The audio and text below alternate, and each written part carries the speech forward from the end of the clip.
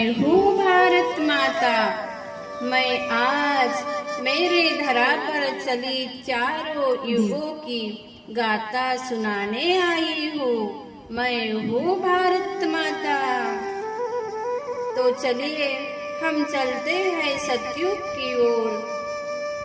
तेरी खूबसूरत जन्नत का मैं कैसे करूं बखान। ओहो, अब मैं अपने भारत देश की गौरव गाथा सुनाती हूँ तो मेरा मन मोरनी की तरह नाचने लगता है। स्वर्णिम भारत देश के नाम से आज भी सारे विश्व में मशहूर है। सूर्यवंशी श्री लक्ष्मी श्री नारायण का राज्य था। घी और दूध की नदियां बहती थी। शेर और बकरी एक घाट पे पानी पिया करते थे। प्रेम की बांसुरी सदा बजती रहती थी। एक धर्म, एक राज्य, एक भाषा थी। अब प्राप्त नहीं कोई वस्तु भारत देश की खजानों में। अब चलते हैं हम त्रेता युग के तरफ। इसी से चंद्रवंशी श्री राम श्री सीता का राज्य है।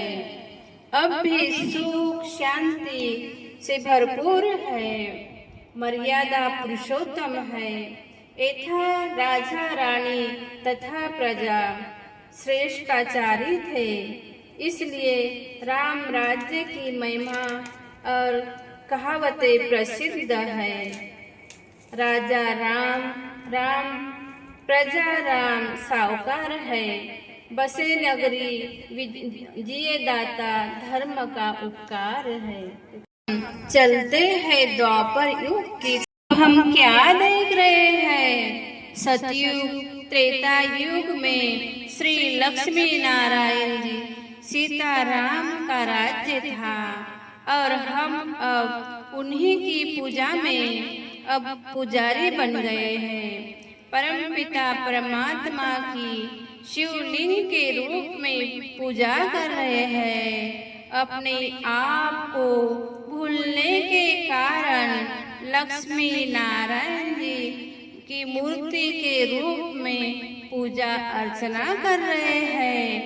हमारी भक्ति अव्यभिचारी थी, तब भी हमारे जीवन में सुख शांति भरपूर थी। अब हम चल रहे कलयुग की ओर। कर्मों का युग जो जैसा खेल रचाएगा, अपने कर्मों का फल प्राणी जग में वैसा पाएगा। हाय कलयुग आया, मेरे लाडले बच्चे ईर्ष्यावश के कारण घर घर में कलह कलश, रोग शोक, बीमारी, गरीबी के कारण मेरा भारत रसातल में गिरता जा रहा है। मेरे बच्चे जो देवी देवता के रूप में पूजे जाते थे, आज वो दानव कार्य कर रहे हैं। 5 विकारों के वशीभूत होकर मुझे बदनाम कर रहे हैं और खुद भी बर्बाद की ओर जा रहे हैं। हे प्रभु, कहाँ हो तुम? कहाँ हो तुम? मेरी पुकार सुनिए प्रभु, मेरी पुकार सुनिए। हे भगवान। क्या हुआ भारत माता? आपको मैं हूँ शिव शक्ति ब्रह्मा कुमारी। आप क्या सुनाने आए हो? मैं आपको ये सुनाने आई हूँ कि भारत फिर से सतयुग कैसे बनेगा। इस भारत स्वर्ग कैसे बनेगा।